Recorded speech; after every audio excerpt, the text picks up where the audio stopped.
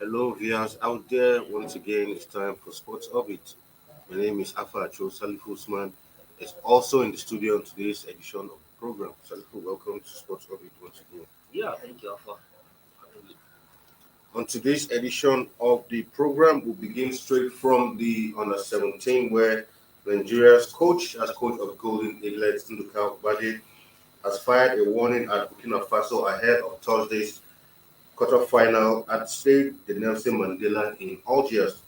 He said who was a key member of the team who won the inaugural edition, says that he believes that with that victory over South Africa, that the Golden Eaglets are fully confident to go all the way to win the trophy.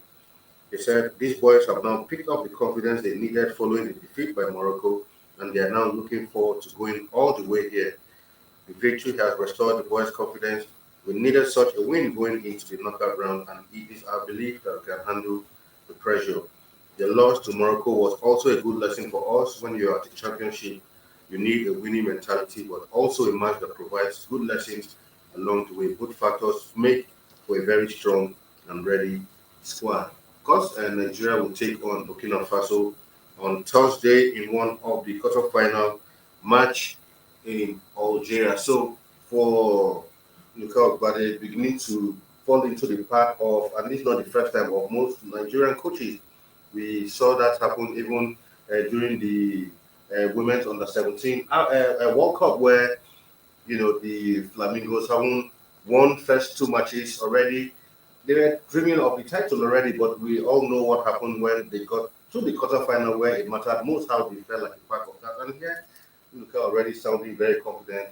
Since we overcame South Africa, we are now in the quarterfinal. I think my boys can now go all the way. And this we always never learn from our mistakes. For me, I think take every game as it comes. Like we've always said, your target first of all should be qualify for the World Cup. If we cross that quarterfinal hurdle, make it to the semi-final, we know we have the World Cup ticket. Then we can now start saying, okay, let's push on and see if we can win the title.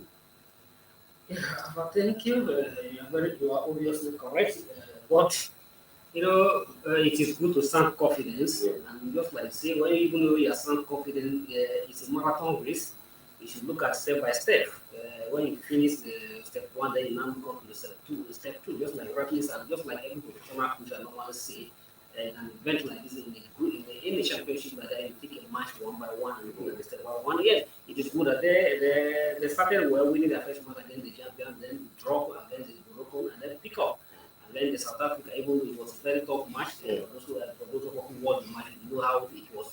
It was obviously tough, and we have to begin to pray. But to rest the England we have to resolve into the Arsenal deep, and then to bring out the needed result.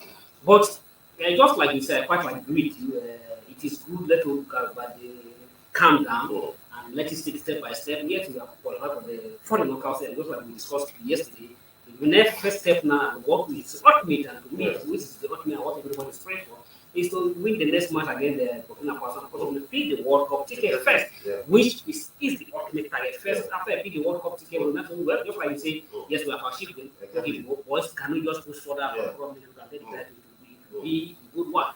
What everybody is asking and obviously praying is to win the crucial match against, to win the match against Burkina Faso. It's not that they know that match, even though you get the draw, even though if you get to the final, I don't see at anything, but the most important thing is to get what this one stand is the how that standing between you and the world stage.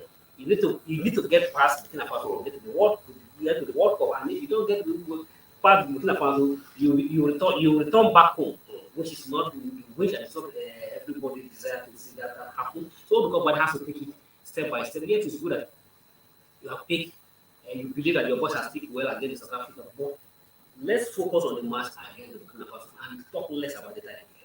Exactly. I mean, I agree with you. One step at a time. Like you said earlier, that match comes up 2 days from now on Thursday, and we will, 8 p.m. yeah, 8 p.m. We'll be hoping the Golden Eaglets do the needful, pick up one of the World Cup tickets, and from then we can now say, okay, maybe we can go ahead and win the title. Now, also for the under 20, they also currently preparations in top gear for the under 20 World Cup, which will begin in Argentina from the 20th of May. I think that's like a week's time thereabout. And ahead of that, the Golden Eaglets are going to face Colombia in a friendly in Buenos Aires, that's the Argentine capital, on the 16th of May. The friendly was arranged to prepare the team for the 2023 FIFA Under 20 World Cup, which will be stayed in Argentina. According to reports, the side will take a local side. We will take on a local side in Argentina. That's meaning a team, one of maybe an Argentine team in the week before the friendly against the Colombians. Recall that they had arrived there on Sunday, and they are going to face already in the same group with the likes of Brazil, Italy, and Dominican Republic. So a good friendly for them to at least put themselves in proper match condition before the competition starts against a Colombian side, a South American side. So it's good to, play with an opponent who comes from that kind of region to at least prepare yourself better. Yeah, thank you very much. It is always right to play a test game. So, but if you look at this program, let's look at it realistically and tell us ourselves the closest to when it comes to football planning in this country.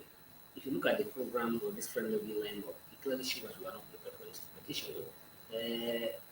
What I don't hear in a serious competitions like this in the World Cup, we are setting a friendly match 4 days to the main tournament. Yeah. It clearly shows that all this while we are not doing the needed to be done. Instead of us to arrange for ingredient matches to test the strengths of the players against a man system and to know the kind of opposition we are likely going to face at the World Cup, we were busy playing Alpha United, FFC, Salifu, first 11. Well, giving them 5-0, 6-1, exactly. In Abuja, amateur side. And now we have come to Boston. We now want to play a friendly game against the fellow counterpart 4 days to fellow competitor, 4 days to the competition. Well, so some people say it's not a bad idea, but at this time, what we need to do, so sometimes when you take a rigorous training, first you need to calm them psychologically, you need to talk to them, and then to perfect your strategy. You want to go and give a good. God forbid you go to the ceremony and then you pick one injury, it will destabilize all every other plan you have planned. Exactly. So, but well, we wish the Golden Flying Eagle good luck. Just like I said yesterday, I still hope that if Flying Eagle, whatever happened in Argentina, I'm not going to be surprised at all. Disappointed or surprised in any way. If we crash out in the next competition, it's expected. But if we will go beyond the group stage and then go beyond, then we'll see that lock smile on Nigeria. Exactly, because like you said rightly, this under 20 team is one in years that people, in fact, even a lot of Nigerian football fans are not even feeling optimistic because even going ahead their preparations, there hasn't been even too much publicity given. Like you're saying, look, by now we would have finished playing all our warm-up matches. Yes. Not 4 days to the competition, then you're playing Colombia, then you're going to play one or two local sides in Argentina. Not even calling. I'm sure it won't even be a proper league side in Argentina. Maybe some small teams like we've been doing here in Abuja, giving them scoring all kinds of outrageous goals and thinking that we have arrived. Like you said, I mean, Nigerians shouldn't be really surprised about the outcome. Of course, as Nigerians, we will watch it, we will support the team, but I really don't expect anything spectacular from this team. Well, to the National Sports Festival 2024, recall that Ogun were selected as host of the 2024 edition, and as a result of that, a memorandum of understanding has been signed between the Ogun State government and the Ministry of Sports.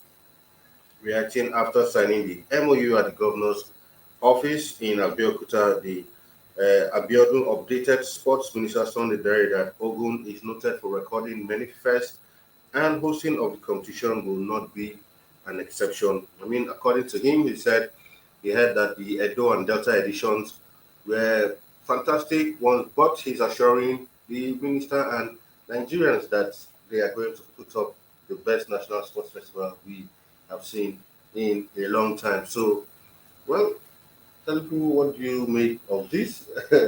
Because some people might want to say, when it comes to sporting facilities, we don't really know if Ogun State have the best of facilities on ground. But it's 2024, but like they've started and said immediately they're going to put up a local organizing committee to begin preparation. So maybe they might begin to upgrade or renovate some of their facilities. Yeah, I think the last time we hosted the National Sport Festival was 15 years, probably 15 years ago, but that was 2008. If my Yeah, but yeah. failed me, there's after Abuja 2006, then it was to the next sport was to yes, so 2008, then before we now moved to Canada 2010. Yeah. So, and yes, to some extent, I think Ogun is not too very lacking in terms of sports facility. It was not be, it may not be a great standard, but to our own local, this kind of local competitions, I think they have the facility to run the competition. But after, if you notice what things that is still baffling me, and I don't really understand, and I pray that one day when God stay alive, that we witness a new systematic rejuvenating system in the country where we begin to see this work properly. National Sports Festival, this National Sports Festival have been there for years, even before me and you here were born. And we are talking about this 23, probably this we're talking about 24 edition of the competition. It's a biennial competition, it's a biennial game, but even there's some break of years, even some years is going to so for how many years before it now begin to come. But if you look at it, I pray that one day we'll begin to see where we'll see people actually bidding to host this competition. Yeah, exactly. That's how it should be, really. Bidding to host competition. And so all seriousness and all determination to prove that yes, we are ready to hold this competition. I'm not comfortable in a situation where it is only the owner of the game go as if like a camp hand begging to the prospective hoster, please come and host. But I don't see any by any standard by anywhere. Yes, the governor's office to some extent one says is a higher office compared to the minister's office. But we are talking of the National Sport Federation. The minister represent in terms of sport, represent the federal government and represent the president when he comes to sport.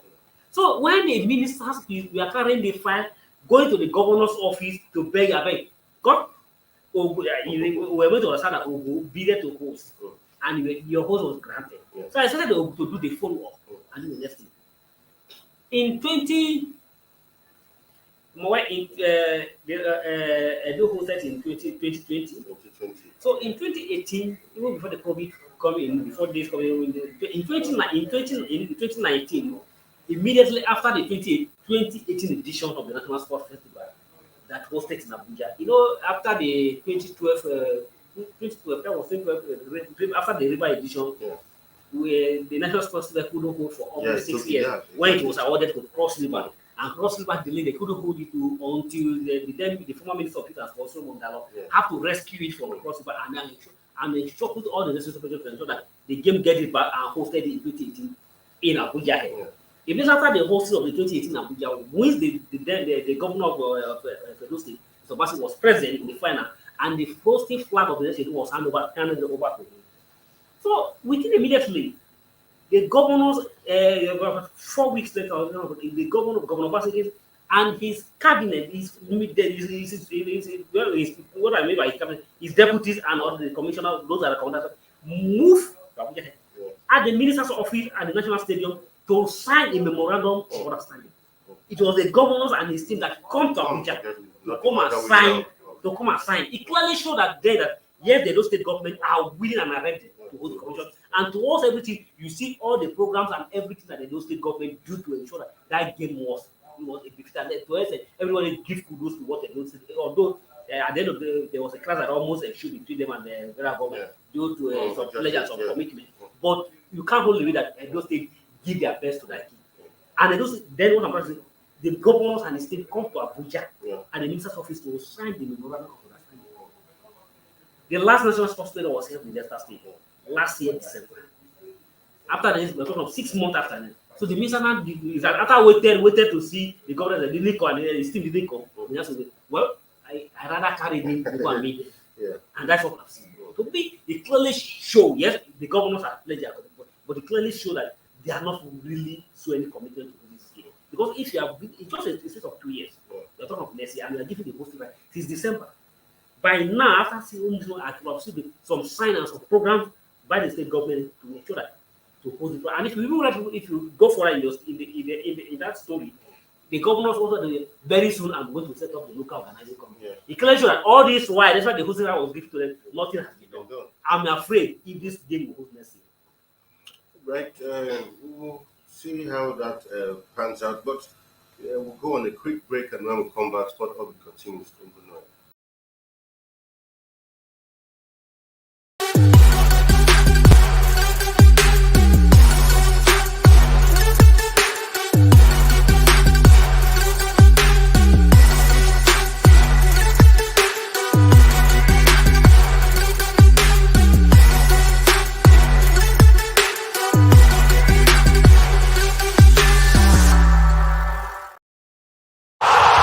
Sports Orbit. We make the world go round. Welcome back from that break. Still Sports Orbit. Now for Atletico Madrid coach Diego Simeone, he believes that Nigerian striker Victor Osimhen is worth much more than 100 million euros. He actually said that for him, he believes Osimhen should be, within the region of 150 million euros and not, the 100 million euros a lot of people have bounded around. In an interview with an Italian publication, they said there are few players with his characteristics out there, and I believe he could be worth over 100 million. I'm not saying that he should be sold, but I'm just repeating the kind of reasoning I make for Atletico. If a financial powerful club comes along and offers double the salary, you have to bleed yourself dry and mess up your accounts just to keep a player. It's better to make a change, and who is better at that than Napoli? He said they let go of important players and look at the players they have, and went on and on. But when you look at Osimhen's achievements this season, because if you put that, side by side, if he was a European player, for instance. I mean, today there are some reports, I don't even know why that story is not here, from West Ham, who have put a price tag on their midfielder, Declan Rice, saying that any team that is ready for Declan Rice must bring 150 million pounds, and it must be a team that is going to take part in the Champions League. If not, Declan Rice is not for sale. And you begin to wonder, this is a normal English side. Yes, good midfielder, but I mean, in my opinion, Declan Rice is not worth up to that money. Yeah, if he could be worth that money, then Osimhen should be worth, 200. Just like Okocha said something last week, that if he was playing in today's time, then maybe Okocha should be worth maybe like 200 or 300 million. Yeah, exactly. Obviously. Because if you having Okocha in your teams, apart from helping you to win the match, Exactly. it's also bringing entertainment Very well. of the game Exactly. to your team, and then you can mesmerizing, entertaining the fans, and you know how much even the sale of the ticket to come and watch Okocha will bring to your team. Yeah. So, but let's start looking at Osimhen. I quite agree with Simone. Yeah. And maybe just like that, I don't want to say because he's an African player, and that is why he's been undervalued or he's been undervalued. But I agree with Osimhen that Osimhen is being undervalued. If you're looking at what Osimhen have done achieved this year, and looking at how many history in his year they are working this year, just only year this year, and if you look at how most of his record Osimhen has broken this year, how those records were standing for a very long time, and that no player, even with the likes of Ronaldo coming to play in that league, the likes of Ibrahimovic play still in that league, and several other players, Mario Balotelli, and several other people, mention them, and those records still standing until second Osimhen from the state of Lagos, from the state of Abuja, come from the state of Nigeria, come to Italy, and breaking all those records and becoming the all-star. So obviously, if you're looking at Osimhen and what he has achieved this year, it has to be. His value has to. Osimhen, so I'm not saying it's in the like of probably if you say Osimhen, you may not say it's not up to the standards of the Unkrea party or the man in the Man City that is destroying every record. But Osimhen to some extent should become closer based on the hype. Because if you look around the world today, if you look around the world today and the strikers, looking at the strikers and based on the percentage and based on the output everybody has performed this year, apart from the man in Man City who have destroyed everything that every record at the Premier League. Most else will lose in terms of strikers, in terms of output that have number of goals that they generated this year. Osimhen has achieved a lot, but I hope that the Napoli president has also came out that Osimhen is not for sale. But if at all, and I agree, that I don't think if at all Napoli are going to let Osimhen go, I don't think they will let Osimhen go anything in just for 100 million pounds. Yeah, exactly. Right, this story also broke out a few hours ago concerning Lionel Messi, which reports suggested that he has agreed a deal to join Al Hilal of Saudi Arabia. But a counter report came some few minutes later where his father, who apparently is his agent, had said those reports are not true. But like they say, there's no smoke without fire. Messi was in Saudi Arabia just a couple of days ago, had to be suspended, and today we are hearing that a deal has been agreed with Al Hilal of Saudi Arabia, a much more watching deal, which is even far more than Ronaldo even signed. And in the next couple of weeks, this whole story will be made clear, and he was going to tell us what he actually went to Saudi Arabia to do. After, if you like, let after his father, who is his agent, also if you like, let his mother also come out to deny, or the wife also come out, or including all the children come out to deny, saying, no, our father is not going to Saudi Arabia. Messi is going to Saudi Arabia. Very well. That is exactly the fact that Messi break the club rule and sneak through the back to went to Saudi Arabia. What did he went to Saudi Arabia? Exactly. Did he went for Umrah? I wonder. I'm not aware that I'm not aware that Messi is a Muslim that will go to Saudi Arabia to go and perform Hajj. Exactly. So the fact that he sneaked through the back door to go to which is unbecome on this is not part of his character that we know. For him to sneak through the back door and went to Saudi Arabia, it clearly showed that Messi went for a deal, and they are beginning to see. And if you're looking at all the pointers and everything concerning Messi future this year, Messi has no anywhere to go to Saudi Arabia. The PIGs are not ready to renew his contract. Are not ready to, but they are ready to renew his contract, but they are asking him to drop for a pay cut. And even the Barcelona that are still working, can't pay him what he wants. And if Barca must pay him what he wants, that means Barca has to let about 5 key players go to accommodate just Messi. Can Barca afford to do that? No. And if you look at other clubs in the top club in Europe today, talk of Chelsea, talk of Man U, talk of most of those clubs are ready to accommodate Messi today, based on his status, based on his win. So Messi has achieved everything. He has achieved more, and it's time to add more money. That's the thing. He has achieved. There's nothing to prove. Messi, I don't think Messi is no longer. I don't think he's achieved everything. He's no longer ready to play very high. At all. Which he deserves it. He has won everything. So I don't know when anybody again will win 7 Ballon d'Ors. It will take generations again. It may not happen in our time. Yes, he's done that. The World Cup that he so deserved, won the Copa America, seen it all, done it all. So look, he feels this is time to make money. To some EPL results. Of course, the EPL was on fire yesterday. Interesting matches. A total of 21 goals. That's how to tell you how interesting the EPL can be. Yesterday, I think a total of 21 goals were scored in just 3 matches in the EPL yesterday. First off, Brighton, who Man U struggled to beat, played against Everton right there at home, and it wasn't a good one. 5-1 it was for Everton, defeating Brighton right there in front of their fans. And with that result, he had moved Everton a bit, but Everton had thought, they had escaped. Then for Leicester also having to fall to defeat 5-2 to Fulham. It was 5-3 that match, and then to Fulham. Then the last one, Nottingham Forest and Southampton. Battle of relegation, and of course Awoni scored twice in that one. And with that victory, finally Nottingham Forest have finally pulled themselves out of the relegation zone. I think I was quite happy for them, because for someone like Awoni, especially. When you compare him and the likes of Onuachu and the rest of them, you see that Awoni has even done better because he scored in some very crucial goals. So if between both of them, while I was watching that match, I said, look, if there's anybody to escape, I'd rather pick Nottingham Forest. Yeah, for every separate reason. Well, no apology to the man from Rangers, Juaribo. And even as well, we don't wish him bad, but we hope that it has happened this way.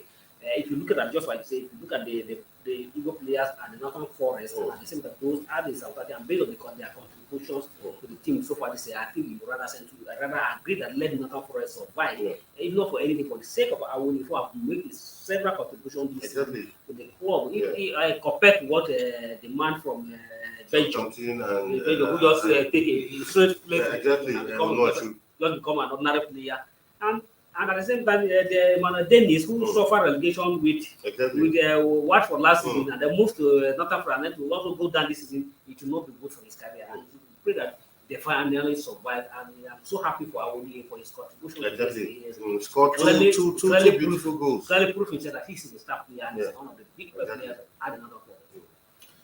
All right. Of course, we'll go straight to the Champions League since we out of time. Of course, it will be Man City up against Madrid. Of course, Madrid playing at home at the Bernabeu in the first leg of that encounter. Of course, yes, they will give you a bit of a little preview. But Salfo, looking at this game, a tough encounter by every standard. This is the kind of game you expect to see in a Champions League final. But unfortunately, coming at the semi-final, notwithstanding, is going to be a cracker. Looking at this game. Yeah, a cracker indeed. I'm looking at the pedigree of this team, and I'm looking at the same time looking what Manchester have achieved so far. If you look at it, if you watch it, if you want to analyze it head to head, and based on the performance of the two clubs in the Champions League, Madrid are far ahead of Man City. They are not comparable. They are not comparable at all. But if you look at the desire and the determination of the two teams, Man City are more hungry, more determined, and ever ready to strike this side to this game. If you ask, if don't hear where Guardiola is in the Man City is in the picture to win everything they wanted to win this season, to win the Premier League, win the FA Cup. If you ask him which one, if it's possible that one Babala will just come and say, okay, just choose one. He will tell me, well, I would rather choose Champions League. Very well. Let go of Premier League and this thing. But when you come to Madrid and you come to the history of Champions League, Madrid is a master of know-how. That know every nitty-gritty when it comes to Champions League. And at the same time, we are talking of the manager of in the person of Ancelotti, who is also been a master, highly experienced, has won it with AC Milan. Yes, won it with won himself. Then won it with AC Milan, and then at Madrid, as we won it almost 2 times. And now here again, we have the opportunity to win. And he said after the qualification, he said we are in a position to win it again, and we do it. So, but if you look at the player, in one thing about Manchester City, if you look at their player, they may not be doing well. They may not be playing fantastically in the La Liga. But when it comes to Champions League, it's like I don't know how to really describe it. It's like they have the owner, they have the more motivation when it comes to Champions League than any other league. But we are going to see, but the Man City we see last season is different from the Man City we are seeing this year, and it's going to be a very tough one, and it's going to be very cruel. But I'm happy that. The first match will be played at the Bernabeu, and to me it's good for Man City if they play fair at the Bernabeu. But Madrid has also proved severally that even though we will not at home, we can still come to your home and still surprise you. So it is, to me, it is a 50-50 chance. But if you look at the statistic, while you want to put your money to Man City. But whichever way you put your money, I don't think you are putting your money on the risky.